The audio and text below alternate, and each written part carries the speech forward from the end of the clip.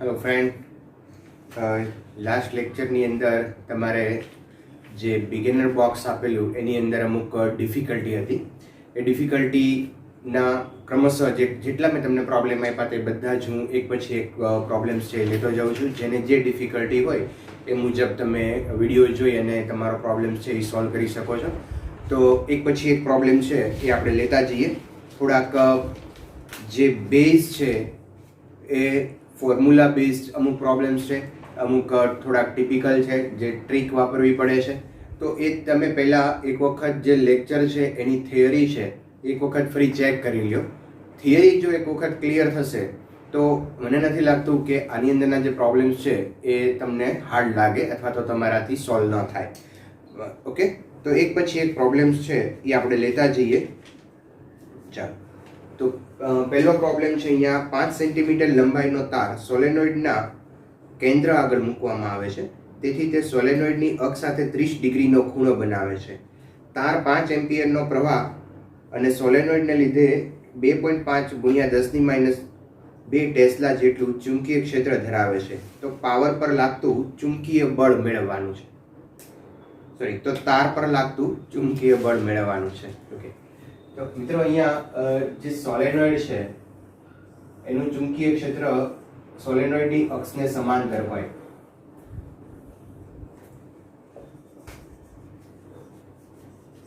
અને કોઈ તાર છે આ ચુંબકીય ક્ષેત્ર સાથે 30 ડિગ્રીના ખૂણે મૂકેલો છે. ચુંબકીય ક્ષેત્રમાં પ્રવાહધરી તાર આવે તો એના ઉપર બળ લાગે અને એ બળ છે એ IL ક્રોસ B મુજબ આપણે મેળવી શકીએ. આઈડીએલ પ્રવાહની દિશા આ તરફ છે અને ચુંબકીય ક્ષેત્ર છે આ તરફ છે. બંને વચ્ચેનો એંગલ 30 ડિગ્રી છે. તો બળ F is equal to ILB sin theta. આના ઉપરથી તમે ફોર્સ છે એ મેળવી શકો. કરંટની વેલ્યુ આપેલી છે 5 એમ્પિયર. લેન્થ આપી છે 5 × 10⁻²⁻2 સેન્ટીમીટરને કન્વર્ટ કરશું મીટરમાં. Magnetic field 2.5 × 10⁻² Tesla and sin 30 degree. So it means 1/2. તો આને તમે સોલ્વ કરી શકો. ચાલો, નેક્સ્ટ પ્રોબ્લેમ આપણે લઈએ કે આકૃતિમાં દર્શાવ્યા પ્રમાણે વળેલા એલએન તારને 5 ટેસ્લા નો સમાન ચુંબકીય ક્ષેત્રમાં મૂકેલો છે. 10 એમ્પિયરનો વિદ્યુત પ્રવાહ એમાંથી વહે છે. તો તાર દ્વારા અનુભવાતું ચુંબકીય બળ છે મેળવવાનું છે. મિત્રો અહીંયા જે તાર આપેલો છે એ તાર કંઈક આ રીતે ગોઠવેલો છે. અહીંયા આ તાર છે L N તાર. આ જે આટલો પાર્ટ છે એની લંબાઈ છે 4 સેન્ટીમીટર, આ છે 5 સેન્ટીમીટર અને આ 4 સેન્ટીમીટર. અને મેગ્નેટિક ફિલ્ડ છે એ અહીંયા આ સમતલમાંથી બહાર આવતી દિશામાં છે.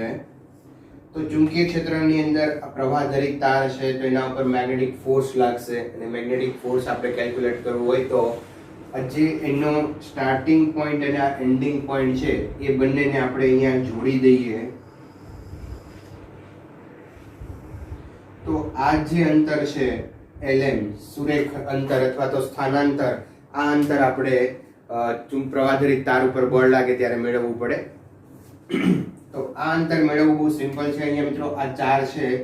આ જે આખી લંબાઈ આપી છે એ આપણને આપી છે 6 સેન્ટીમીટર. સોરી, અહીંયા છે આખી લંબાઈ છે એ 6 સેન્ટીમીટર છે. તો અહીંયા મેં આ 4 છે, આ 4 છે, બેના એન્ડ પોઈન્ટને જોડો એટલે આ ભાગ અડધો થઈ જશે. આ 3 સેન્ટીમીટર થઈ જશે. આ 3 થશે, આ 4 છે તો પાયથાગોરસના પ્રમેય મુજબ આ 5 સેન્ટીમીટર થાય. એ જ રીતે આ 3 છે, આટલું પણ, આ પણ 3 છે, ટોટલ 6 છે.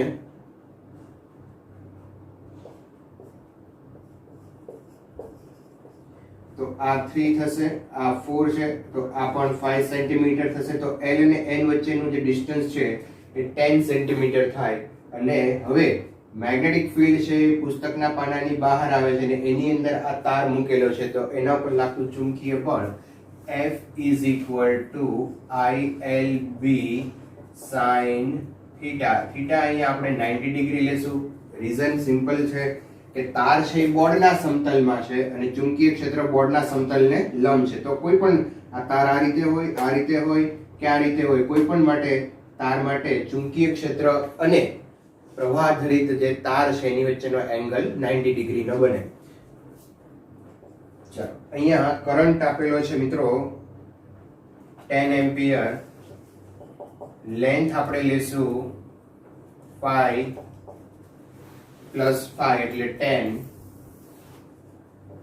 into 10 to power minus 2. Magnetic field 5 Tesla and sin 91. તો આને તમે સોલ્વ કરીને આનું સાદુરૂપ આપી શકો. આનો કન્સેપ્ટ અહીંયા ઇમ્પોર્ટન્ટ જે પોઈન્ટ છે એ યાદ રાખજો. જો તમે થિયરી સરખી રીતે સમજ્યા હોય તો મેં થિયરીની અંદર આવો એક પ્રોબ્લેમ લીધો હતો કે જેમાં જે તાર છે એનો આકાર ઉપર ફોર્સ આધાર રાખતું નથી, એનો ફાઇનલ જે પ્રારંભિક બિંદુ અને અંતિમ બિંદુને જોડતું અંતર અથવા તો સ્થાનાંતર છે એ તમારે ફોર્સ માટે કેલ્ક્યુલેટ કરવાનું હોય છે. બરાબર, તો આ વસ્તુ ધ્યાન રાખજો. ફરી એકવાર અહીંયા નોંધ કરી લઈએ કે બળ તારના આકાર પર આધારિત નથી. બળ માટે સ્થાનાંતર અથવા પ્રારંભિક અને અંતિમ બિંદુ વચ્ચેનું અંતર લેવું,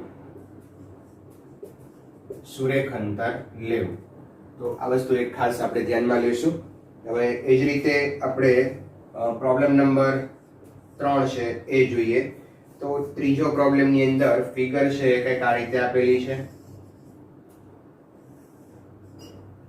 મિત્રો. આ એક્સ અક્ષ છે, વાય એન્ડ ઝેડ, અને અહીંયા એક તાર છે એ આ રીતે મૂકેલો છે.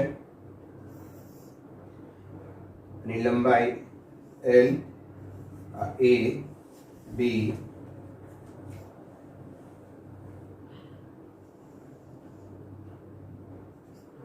C,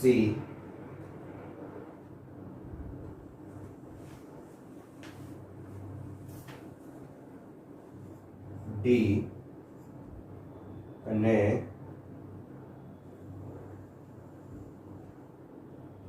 અહીંયા E.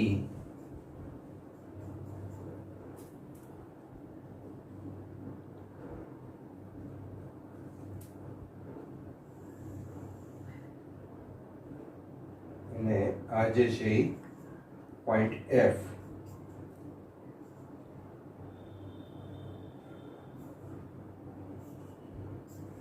બધા તારની લંબાઈ છે એ L આપેલી છે આપણને. ઓકે, ચાલો અહીંયા મેગ્નેટિક ફિલ્ડ જે આપણને આપેલું છે એ y દિશામાં છે.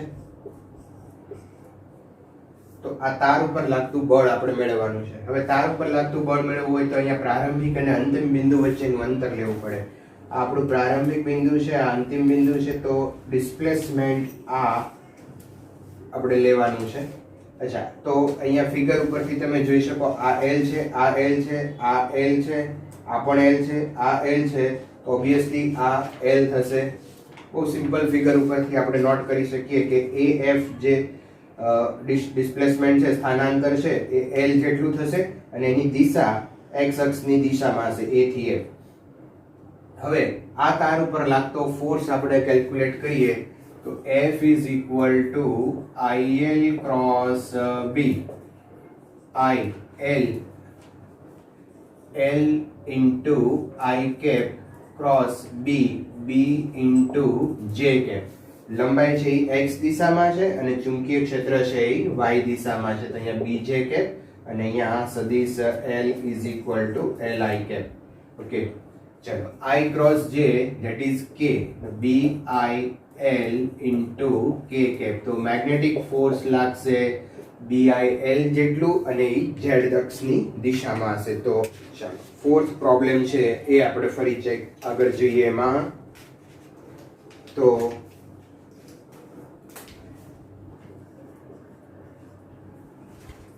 I વિદ્યુત પ્રવાહ PQR તારમાં વહન પામે છે. મિત્રો અહીંયા તાર આ રીતે આપેલો છે PQR.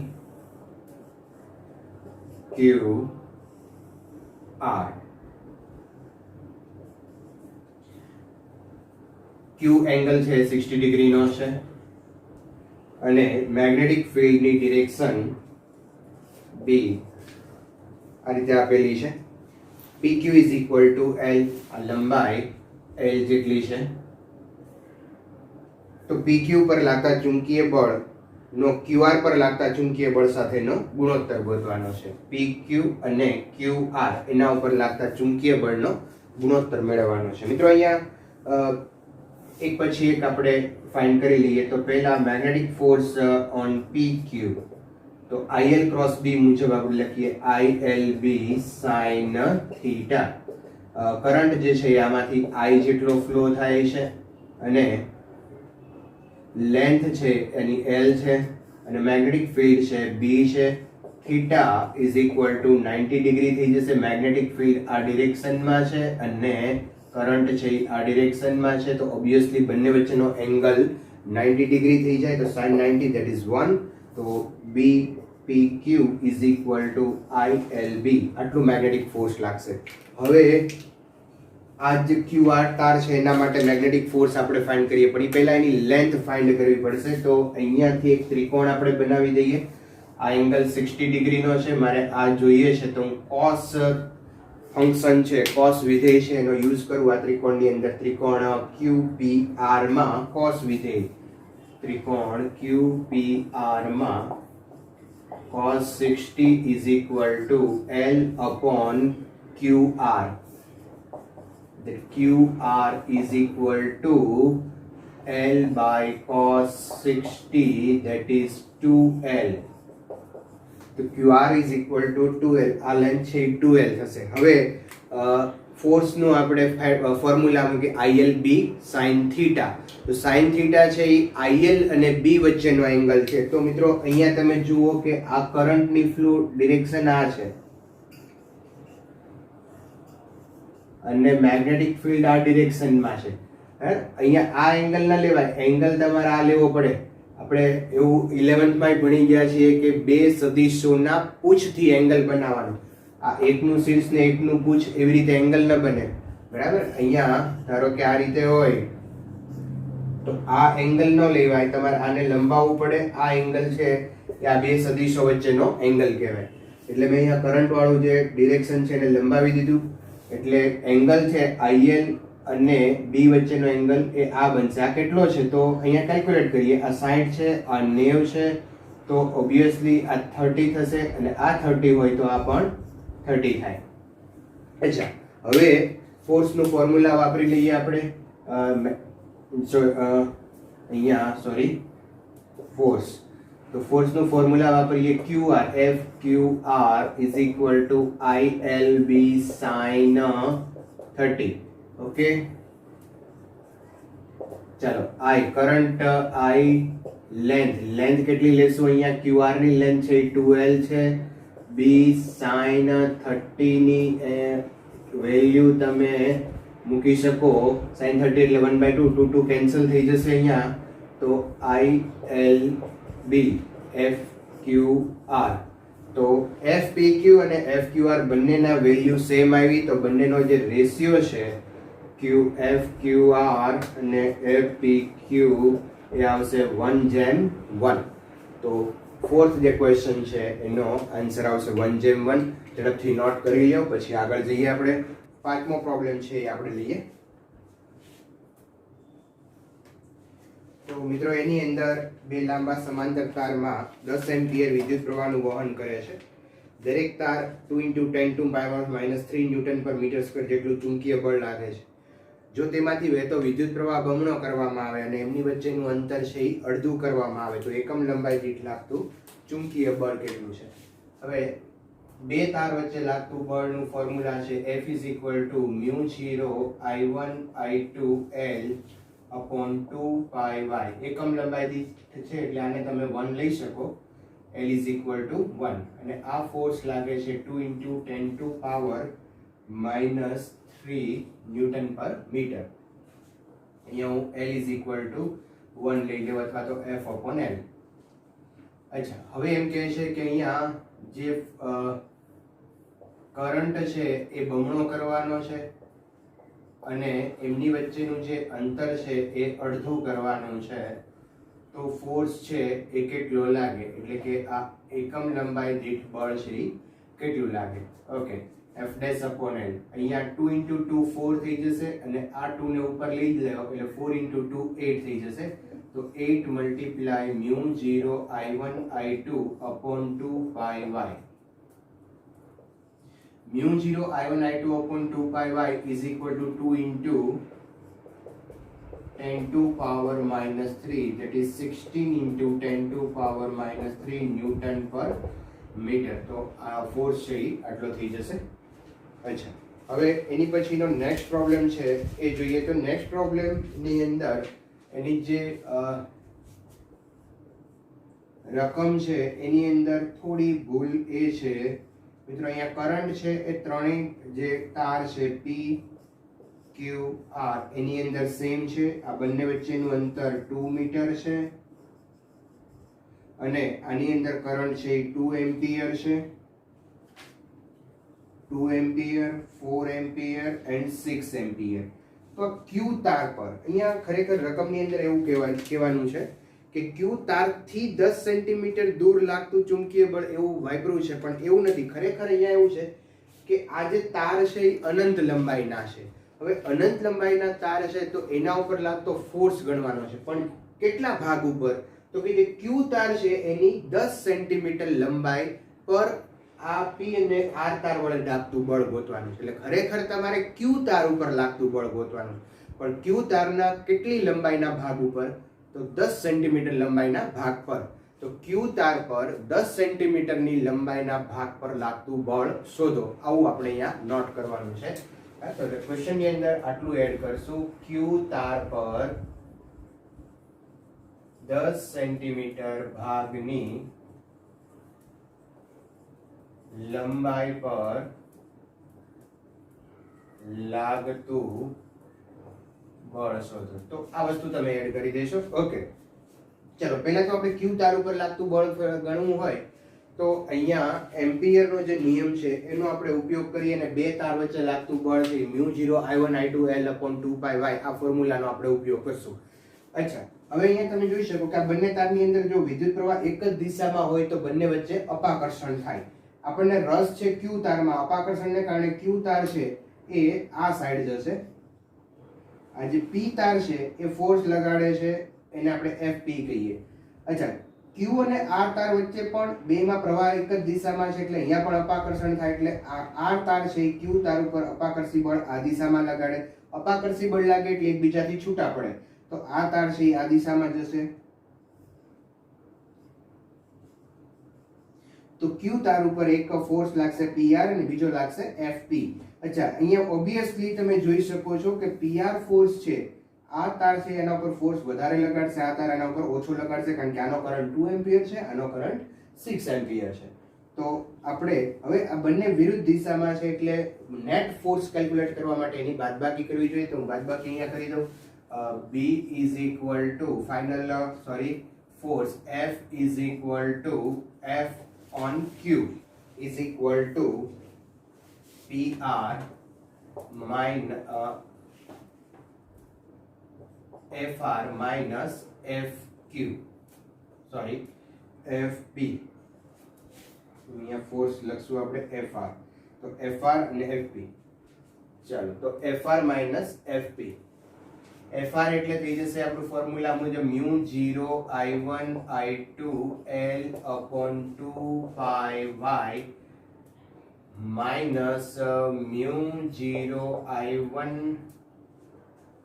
અહીંયા I1 I2 L upon 2 pi y.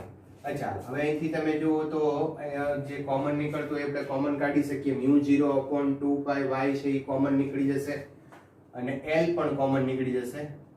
અથવા તો તમે અહીંયા બધાની વેલ્યુઝ મૂકી દો. μ0 ની વેલ્યુ છે 4 pi into 10 to power minus 7.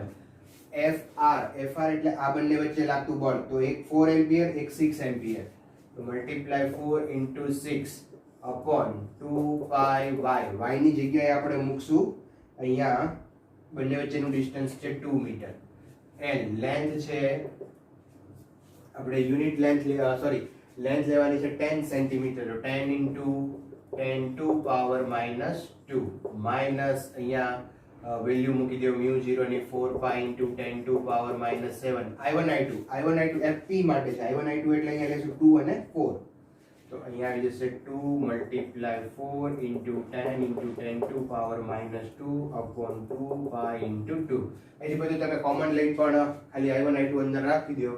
અહીંયા તમે જોશો કે આ જે છે FR માટેના FR અને Q માટેના છે અને આ P અને Q માટેના છે. બરાબર, આને તમે સાદુરૂપ આપશો એટલે તમને આનો જવાબ છે એ મળી જશે.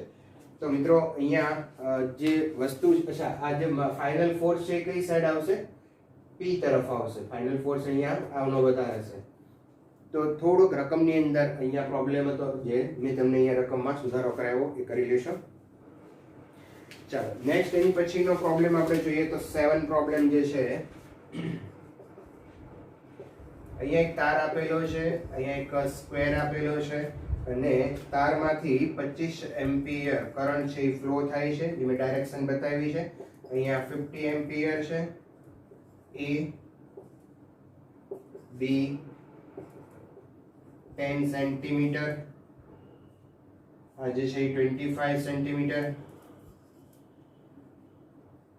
અને આ જે ડિસ્ટન્સ છે 5 સેન્ટીમીટર. આટલી વસ્તુ આપણને આપેલી છે. અહીંયા એક લંબચોરસ પરિપથ ABCD ને વિદ્યુત પ્રવાહ ધરાવતા અનંત લંબાઈના તારની નજીક મૂકેલ છે. તો પરિપથ પર લાગતું ચુંબકીય બળ મેળવવાનું છે. ઓકે, હવે મિત્રો અહીંયા તમે એક વસ્તુ જોઈ શકો છો કે આ બંને તાર છે એના માટે જે બેની અંદર વિદ્યુત પ્રવાહ એક જ દિશામાં વહે છે. તો જો વિદ્યુત પ્રવાહ એક જ દિશામાં હોય તો બંને વચ્ચે અપાકર્ષણ લાગે એટલે આ તાર ઉપર અપાકર્ષી બળ લાગશે એટલે આ દિશામાં જશે જેને આપણે કહીશું FAD. AD તાર ઉપર લાગતું બળ. અને આ તાર માટે લ્યો તો અહીંયા વિદ્યુત પ્રવાહ વિરુદ્ધ દિશામાં છે. વિરુદ્ધ દિશામાં હોય તો આકર્ષી બળ લાગે એટલે આકર્ષી બળને કારણે આ નજીક આવવાનો પ્રયત્ન કરે તો આના ઉપર ફોર્સ લાગશે FBC. ઓકે, અચ્છા ચલો આના માટે આપણે ફોર્સ ફાઇન્ડ કરીએ તો મેગ્નેટિક ફિલ્ડ અહીંયા તમે જુઓ કે મેગ્નેટિક ફિલ્ડ જે છે આનું મેગ્નેટિક ફિલ્ડ તમે લ્યો તો અંદર જતી દિશામાં હોય, આ અંદર જતી દિશામાં, અને જે વિદ્યુત પ્રવાહ છે આ તાર માટે આ દિશામાં છે. તો ચુંબકીય ક્ષેત્ર અંદર, વિદ્યુત પ્રવાહ આ દિશામાં, તો આ તાર ઉપર બળ છે એ ઉર્ધ્વ દિશામાં લાગશે અને અહીંયા વિદ્યુત પ્રવાહ આ દિશામાં છે તો આ તાર ઉપર અધો દિશામાં લાગશે. એટલે આના ઉપર અધો દિશામાં લાગશે, આના ઉપર ઉર્ધ્વ દિશામાં બળ લાગશે અને બંને બળના મૂલ્યો છે એ મિત્રો સમાન હશે કારણ કે આ લંબાઈ આ લંબાઈ આ લંબાઈ આ લંબાઈ બધું સમાન છે. તો અહીંયા આ ફોર્સ AB અને CD આ બંને મૂલ્ય સમાન હશે ને વિરુદ્ધ દિશામાં હશે એટલે એકબીજાની અસર કેન્સલ કરી નાખશે. તો નેટ ફોર્સ આના ઉપર નહીં લાગે, આના ઉપર લાગશે. અચ્છા, આના ઉપર દિશા વિરુદ્ધ છે જ પણ બેના ફોર્સના મૂલ્યો સરખા નથી. અહીંયા તમને એમ થાય કે અહીંયા કેમ કેન્સલ ન કર્યા, તો અહીંયા નો થાય કારણ કે આનું ડિસ્ટન્સ 5 જ છે ને આનું જે 30 છે. 5 + 25 એટલે 30 સેન્ટીમીટર થશે. તો આના ઉપર અને પાછું કરંટ આમાં સેમ નથી. કરંટ તો બધામાં સેમ છે યસ, પણ આની આ બેના ડિસ્ટન્સ સેમ નથી. આનું ડિસ્ટન્સ 5 સેન્ટીમીટર છે અને આનું ડિસ્ટન્સ 25 + 5 એટલે 30 સેન્ટીમીટર છે. એટલે આના ઉપર ફોર્સ થોડો ઓછો લાગશે, આના ઉપર ફોર્સ વધારે હશે. એટલે આ બંને એકબીજાને કેન્સલ કરશે નહીં. જ્યારે AB ઉપર લાગતો તાર ઉપર લાગતો ફોર્સ અને CD તાર ઉપર લાગતો ફોર્સ એકબીજાને કેન્સલ કરી નાખશે. તો એ અહીંયા કેન્સલ થઈ જશે. તો ફાઇનલી જે ફોર્સ છે એ અહીંયા આ રીતે લખી શકાય F = FAD - FBC. અને ફોર્સ નું ફોર્મ્યુલા આપણે લખી નાખીએ અહીંયા તો μ0 I1 I2 L/2 pi y ની જગ્યાએ હું લખીશ 5 સેન્ટીમીટર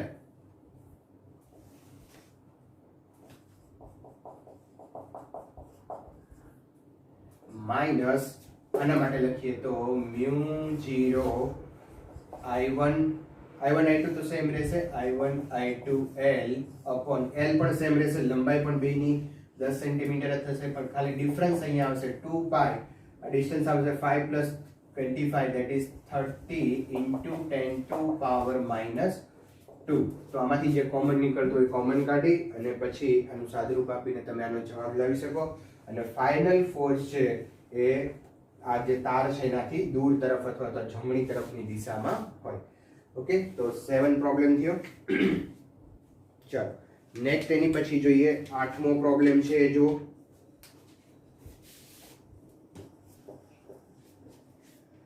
ચલો 50 એમ્પિયર વિદ્યુત પ્રવાહ ધરાવતો લાંબો સમછેદી તાર અફર રીતે બાંધેલો છે.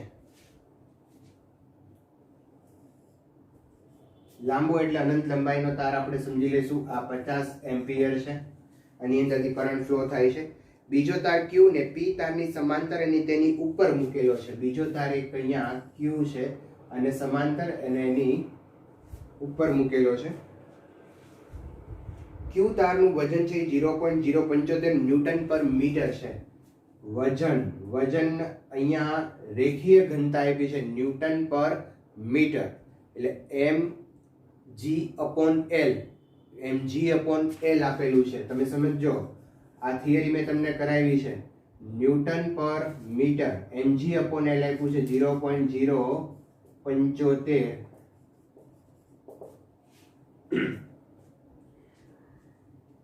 અને તે 25 એમ્પિયર વિદ્યુત પ્રવાહ ધરાવે છે. આની અંદરથી જે કરંટ ફ્લો થાય છે એ 25 એમ્પિયર છે.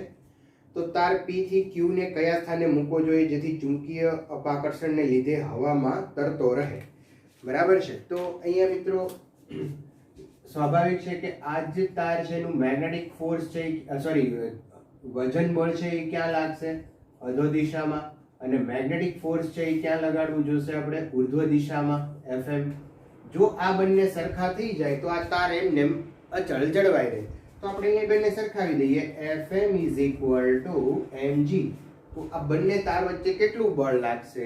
મેગ્નેટિક ફોર્સ નું સૂત્ર છે μ0I1I2L/2πy. y એટલે આ ડિસ્ટન્સ =mg. ઓકે, ચાલો L છે અને આના છેદમાં તમે લઈ લો અને પછી y ને સૂત્રનો કરતા બનાવી દો, અથવા તો હું અહીંયા y ને સૂત્રનો કરતા બનાવી દઉં. તો y =μ0I1I2/2π ઇન્ટુ અહીંયા થઈ જશે L/mg. અચ્છા, L/mg ની વેલ્યુ તમને અહીંથી ઉલટાવીને તમે અહીંથી મેળવી શકો. I1 I2 બેના કરંટ આપેલા છે, μ0 બધાની વેલ્યુ ખબર હોય તો તમે y છે એ મેળવી શકો. ઓકે, અને આ જ મેથડથી આની પછીનો 9મો પ્રોબ્લેમ છે એ સોલ્વ કરવાનો છે. અને જો એ પ્રોબ્લેમ તમારાથી સોલ્વ ન થાય તો એક વખત ફરી પાછી થિયરી છે એ જોજો. બરાબર, તો આ રીતે તમારું જે પ્રોબ્લેમ્સ વાળા જે લેક્ચરની અંદર પ્રોબ્લેમ હતો અથવા તો જે લેક્ચરમાં મેં તમને એસાઇનમેન્ટ આપ્યું હતું એ એસાઇનમેન્ટમાં જે પ્રોબ્લેમ હતા એ આપણે અહીંયા સોલ્વ કર્યા. ઓકે, હવે તમને આ બધા આવડી જવા જોઈએ. જે અહીંયા મેં બાકી રાખ્યા છે તમે પૂરા કરશો. ઓકે, ચાલો તો અહીંયા આપણે અટકીએ. Thank you, take care.